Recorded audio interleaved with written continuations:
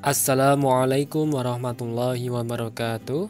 Pada video ini kita akan melanjutkan materi dari bab 2. Sebelumnya kalian telah mempelajari bab 1 mengenai fungsi dan kedudukan Pancasila.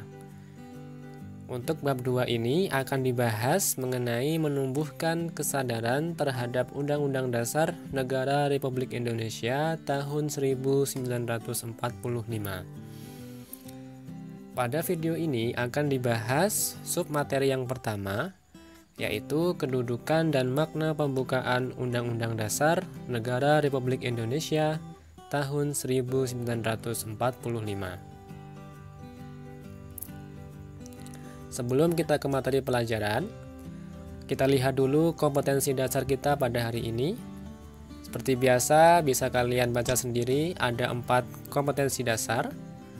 Dari keempat kompetensi dasar ini, diharapkan setelah mengikuti pelajaran kita kali ini, kalian bisa menjelaskan kedudukan dan makna pembukaan Undang-Undang Dasar Negara Republik Indonesia tahun 1945 dan bisa menelaah makna hubungan pembukaan Undang-Undang Dasar Negara Republik Indonesia tahun 1945 dan proklamasi kemerdekaan. Itu adalah indikator pencapaian kompetensi kita pada hari ini. Maka marilah kita mulai dengan membahas materi hari ini. Yang pertama, kedudukan pembukaan Undang-Undang Dasar 1945. Undang-Undang Dasar merupakan sebagian hukum dasar yang tertulis.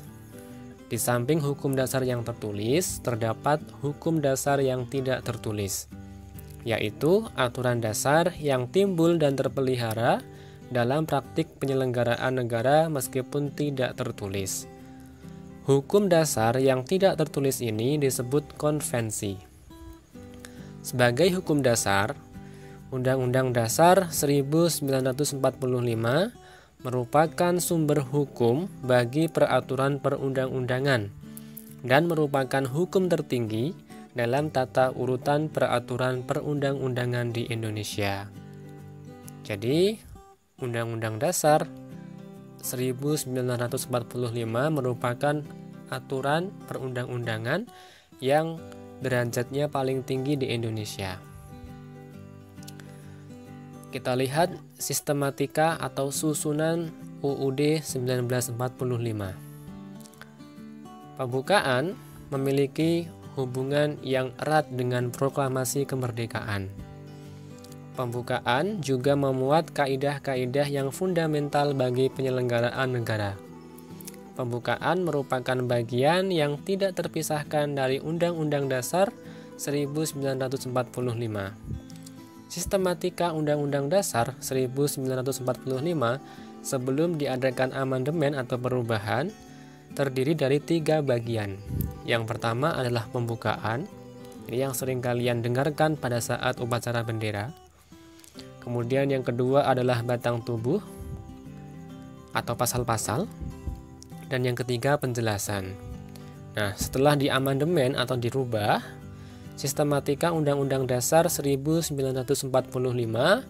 menjadi 2 saja, yaitu pembukaan dan pasal-pasal. Awalnya ini disebut dengan batang tubuh, nah sekarang disebut dengan pasal-pasal. Kemudian penjelasannya tidak ada. Itu tadi kedudukan pembukaan Undang-Undang Dasar 1945, yaitu sebagai peraturan perundang-undangan yang paling tinggi di Indonesia dan merupakan sumber hukum bagi peraturan perundang-undangan. Kemudian selanjutnya, bagaimana hubungan pembukaan Undang-Undang Dasar ini dengan proklamasi kemerdekaan? Hubungan proklamasi dan pembukaan Undang-Undang Dasar 1945 dapat diamati dari isi kedua naskah tersebut. Proklamasi kemerdekaan memuat 2 hal pokok, yaitu pernyataan kemerdekaan bangsa Indonesia dan tindakan yang harus segera dilakukan dengan pernyataan kemerdekaan.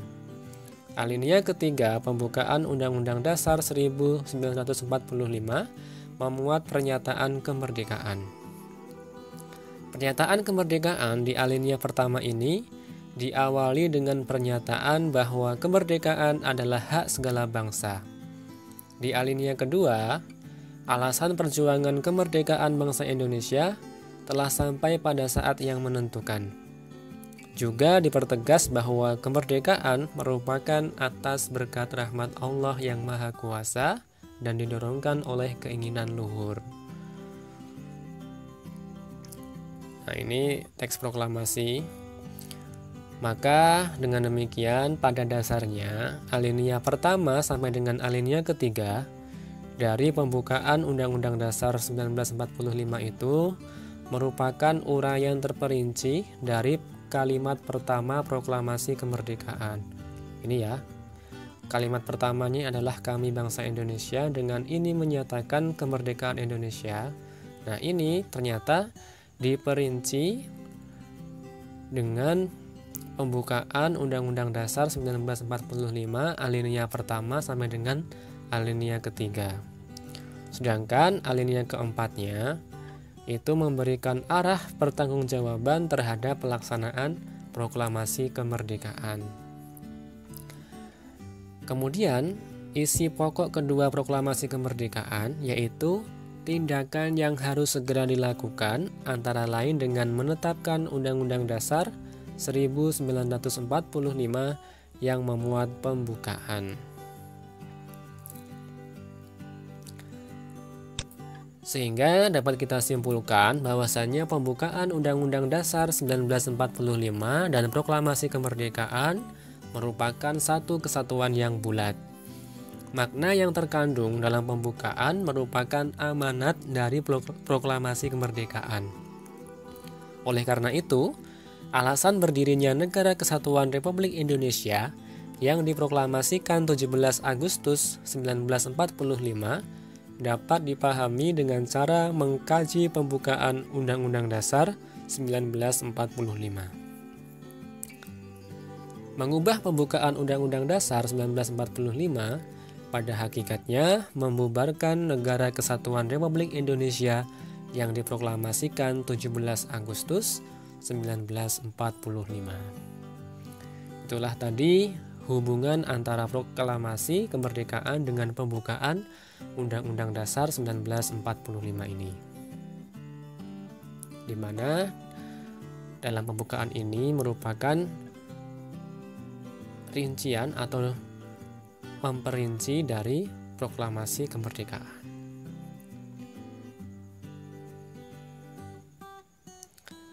Kemudian nomor 3, pembukaan memuat pokok kaidah negara yang fundamental. Pokok kaidah fundamental yang terdapat dalam pembukaan Undang-Undang Dasar 1945 antara lain: 1. Pokok-pokok pikiran yang diciptakan dan diwujudkan dalam pasal-pasal Undang-Undang Dasar. 2. Pengakuan kemerdekaan hak segala bangsa. 3. Cita-cita nasional. 4. Pernyataan kemerdekaan. 5. Tujuan negara. 6. Kedaulatan rakyat. 7. Dasar negara Pancasila. Ketujuh pokok kaidah fundamental ini ada dalam pembukaan Undang-Undang Dasar 1945 ini ya, di setiap masing-masing alinea. Berikutnya, makna alinea pembukaan UUD 1945. Alinea pertama, ini ya, alinea pertama, bahwa sesungguhnya kemerdekaan itu ialah hak segala bangsa, dan oleh sebab itu maka penjajahan di atas dunia harus dihapuskan, karena tidak sesuai dengan peri kemanusiaan dan peri keadilan. Maknanya apa? Alinea ini memuat dalil objektif dan dalil subjektif. Dalil objektif yaitu bahwa penjajahan di atas dunia harus dihapuskan karena tidak sesuai dengan peri kemanusiaan dan peri keadilan. Manusia diperlakukan secara tidak adil seperti perampasan kekayaan alam, penyiksaan, pemaksaan untuk kerja rodi, perbedaan hak dan kewajiban.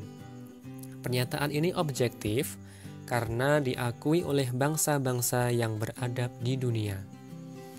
Artinya, dalil objektif merupakan alasan mengapa Indonesia harus merdeka, tetapi alasan ini memang sudah diakui oleh bangsa-bangsa yang beradab di dunia. Ya. Mengapa harus merdeka? Ya karena memang penjajahan itu tidak sesuai dengan peri kemanusiaan dan peri keadilan. Itulah dalil objektif. Kemudian dalil subjektif itu merupakan aspirasi bangsa Indonesia sendiri untuk melepaskan diri dari penjajahan.